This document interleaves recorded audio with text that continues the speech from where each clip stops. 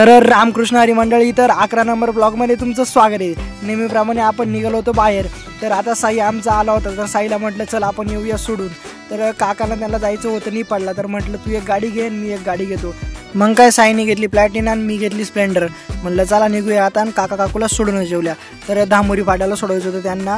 तर आता तुम्हाला दाखवतोच। तर हे मंदिर बघू शकता, आमच्या इकडची खूपच भारी मंदिर आहे। तुम्ही नक्कीच आमच्या गावाला व्हिजिट करा। कारवडी नाव आहे आपल्या गावाचं, आणि चासमधला एरिया आपला खूपच भारी आहे। तर आता आपल्याला कुठे जायचं धामोरी फाट्यावर। तर धामोरी फाट्याला जाता जी मज्जा आली ती नक्कीच या ब्लॉगमध्ये बघा। तर हा जाता जाता पूर लागतो, तो म्हणजे आपला चासनळीचा।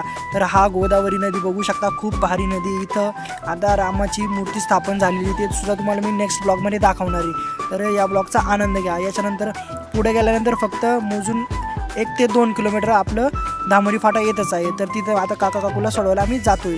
तर आपल्या लालपरी त्यांना बसून देऊया म्हटलं, आणि आपला ब्लॉग शूटच करूया। तर बघा ती लालपरी समोरून जातीचे कशी दिसते, एकदम भारी दिसते ती लालपरी। गर्दी पण खूपच झाली होती इथं। तर आता आम्ही आमच्या बुलबुलला सोडवायला आलोच होतो। तर बघा हे माझे काका आहे आणि काकी पुढे चालल्याचे। तर आमचा आयुष आला तर खूपच पळत होता। त्यानंतर आमची बुलबुल बघा, बुलबुल पाठीमागच राहिली, ती बघा कशी पळते आता बुलबुल। आमची बुलबुल म्हणजे खूपच भारी आहे। तर बघा आता त्यांना बसून देत होते बसमध्ये। तर आता आमचे आप्पा आम्हाला बाय बाय करतच होते। तर म्हटलं चला आता बाय बाय करूनच टाकूया। तर आनंदच होतोय की लालपरीमध्ये त्यांना बसूनच दिलं। तर काका चालले होते निफाडला, आता बघा किती खुश आहे ते। आणि ड्रायव्हर काकांना सुद्धा मी म्हटलं ड्रायव्हर काका खाली येऊन आपल्या चॅनलला सबस्क्राईब करा असं बोला। असं म्हटल्यानंतर ड्रायव्हर काकांनी सुद्धा खाली येऊन म्हटलं सबस्क्राईब करूनच टाका आपल्या चॅनलला।